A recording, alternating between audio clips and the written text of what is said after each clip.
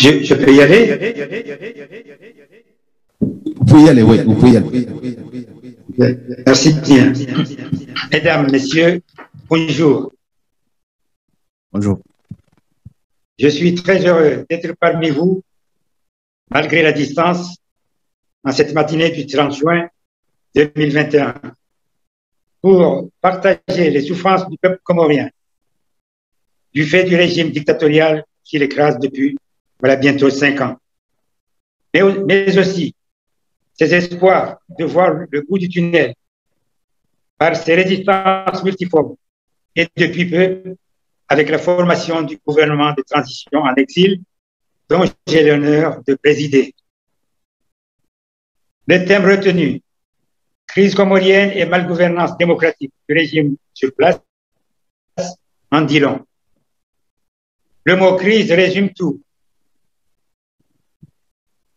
Car la crise comorienne touche l'ensemble des secteurs de la vie publique, politique, institutionnelle, économique et sociale. Tout commence avec la rupture de l'ordre démocratique, la confiscation des libertés publiques, brutalement suivie de la violation de la Constitution. Oui, plus rien ne freine l'appétit de pouvoir personnel d'Azali Assoumani. Par décret, il supprime la Cour constitutionnelle, une institution constitutionnelle qui ne peut, par principe, être modifiée que par la voie d'une consultation populaire. Quand on franchit les bornes, il n'y a plus de limite.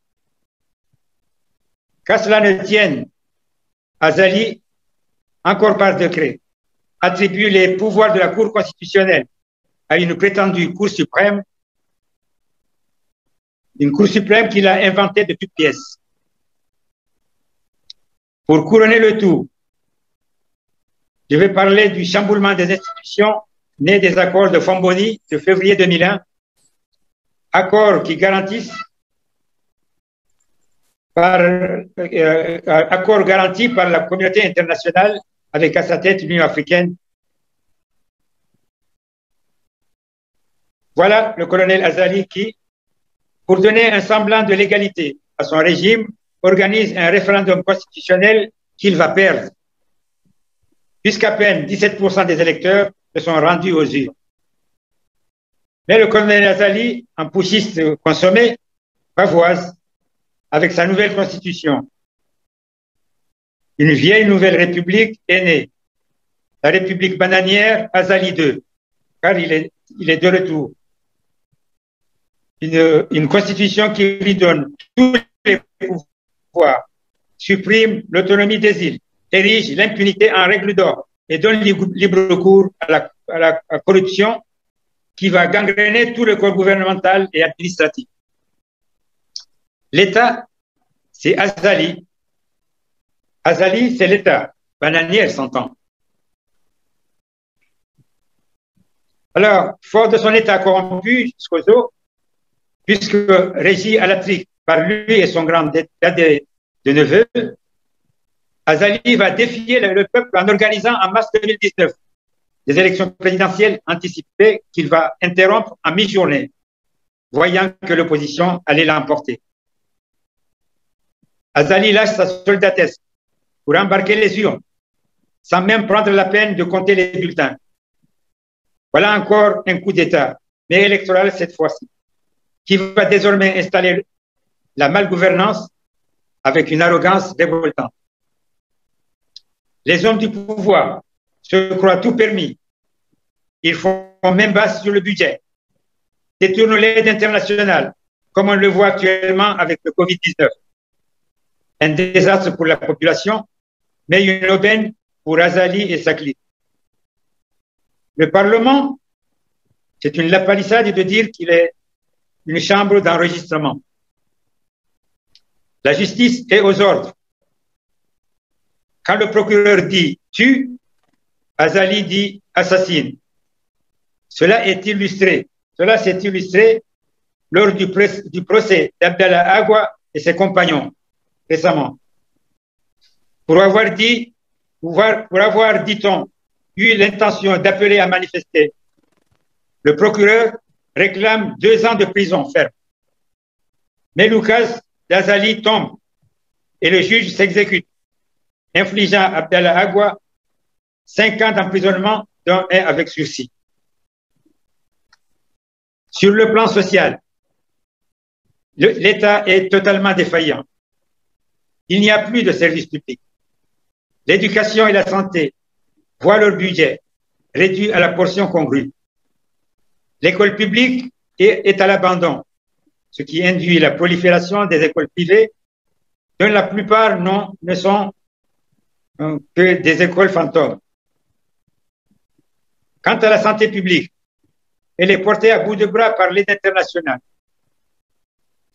Les hôpitaux,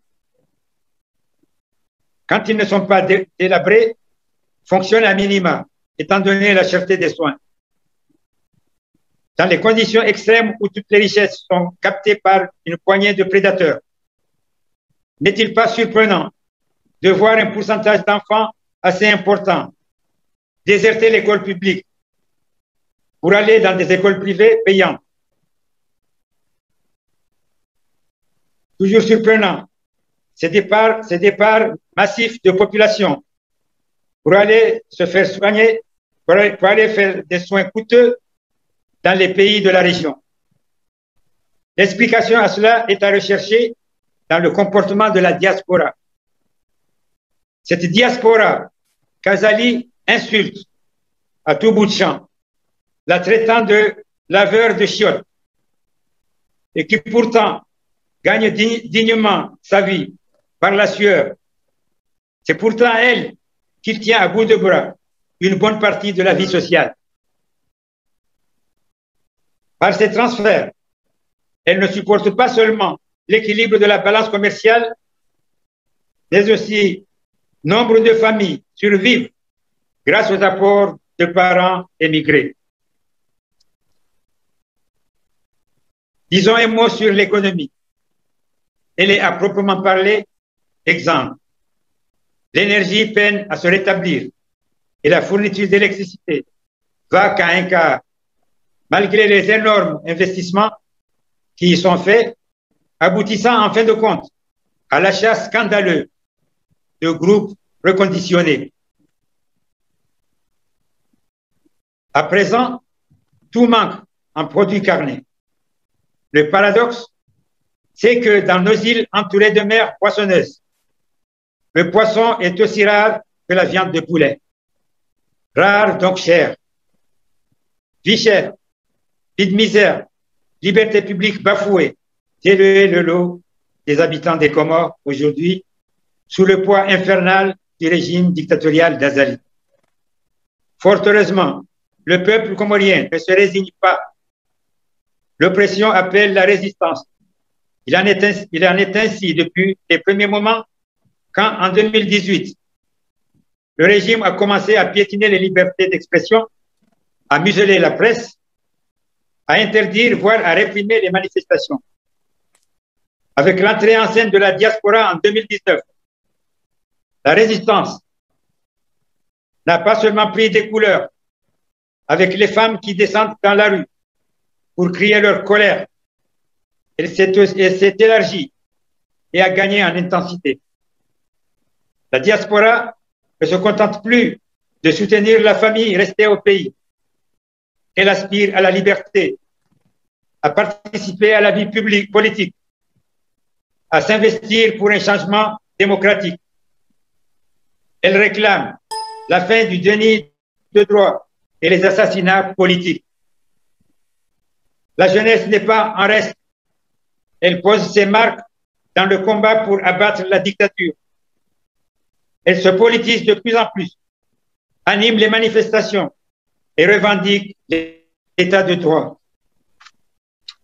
C'est cette vague montante de la résistance qui a enfanté le gouvernement de transition en exil dont j'ai l'honneur d'être à la tête.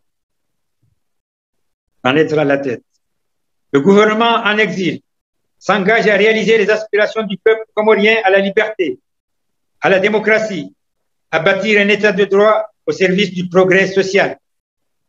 Une de ses missions immédiates, c'est de dévoiler la misère de la population sous le régime corrompu du colonel Azali, de dénoncer les crimes et les assassinats politiques, les violations des droits humains, l'impunité et les viols sur les enfants mineurs. Nous nous réjouissons que nos dénonciations des crimes du régime dictatorial d'Azali n'apparaissent pas comme des affirmations gratuites. En effet, les missions internationales sérieuses, dont les Nations Unies, font le constat de la malgouvernance aux Comores, du piétinement quotidien des droits humains. Nous en appelons à la solidarité internationale pour que notre peuple connaisse enfin la liberté. Les Comores sont un minuscule archipel, mais le peuple comorien a droit à vivre dans la dignité et le bien-être, à partager l'égalité citoyenne, à bâtir un état de droit qui garantisse et protège les libertés et la démocratie. C'est à cela que travaille le gouvernement de transition en exil. Je vous remercie de votre attention. Merci beaucoup.